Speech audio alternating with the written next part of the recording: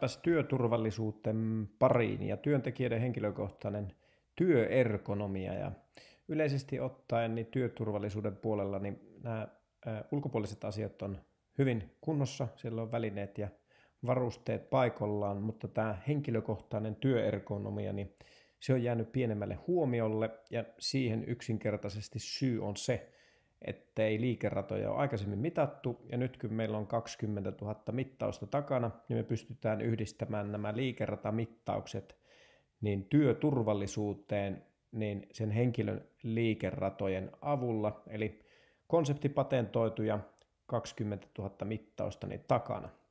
Mitä me käytännössä tehdään, niin me kuvataan työtehtävät videolle, tehdään haastattelut työntekijöille, että saadaan selville samanaikaisesti heidän tuntemukset ja fiilikset, rakennetaan siitä koulutusmateriaali, työasentokortit videolle ja PDF:lle, niin kaikki saa mieleisensä materiaalin. Ja sitten tietysti koulutetaan henkilökunta ja järjestetään seuranta. Mutta mikä tämä työasentokortti on? Eli tässä nähdään selkeästi, että kun tehdään esimerkiksi virheellisellä asennolla niin nousua tikkaille ja nilkan liikkuvuus on heikko, niin polvi ei liikukaan tuossa nilkan päällä, jolloin se kehon tasapaino jää tuonne kauas tuista tikkaista. Ja oikeassa liikeradassa se nilkka liikkuu, jolloin se polvi myös liikkuu ja silloin saadaan painopiste noiden tikkaiden päälle ja tässä on suoraan turvallisuustekijöistä kyse.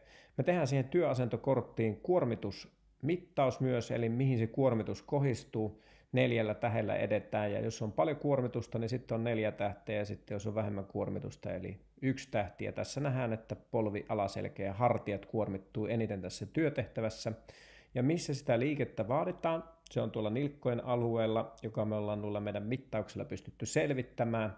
Ja siellä pitäisi olla 20 astetta liikerataa. Ja jos työntekijällä ei ole sitä 20 astetta, niin silloin on järkevää tehdä tämmöinen harjoitus ennen sitä työtehtävän aloittamista, jolloin hetkellisesti avataan aikaikkuna, milloin se liikerata on parempi ja se työturvallisuus kasvaa sitä työtä tehtäessä. Ja nämä hyödyt on näillä meidän toimenpiteillä niin työturvallisuuden parantaminen, työn kuormittavuuden alentaminen, koska ne liikeradat paranee, loukkaantumisriskien madaltuminen, työhyvinvoinnin parantuminen siinä samalla sivussa ja uusien työntekijöiden perehdyttäminen helpottuu huomattavasti, kun nämä työturvallisuustekijät näiltä henkilökohtaisilta tarpeilta on käytetty ja tehty.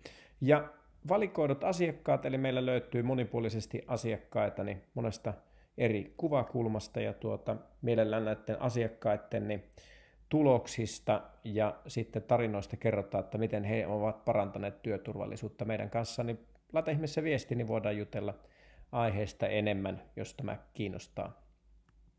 Ja meillä taustalla tietysti pitkä kehitystyö, 2016 vuonna aloitettu ja 20 000 analyysiä tehty ja vuosia mitattu, vuosia kehitetty ja nyt alkaa sitten tulosta syntyä niin järkevällä tavalla, eli ei muuta kuin olkaa yhteyksissä.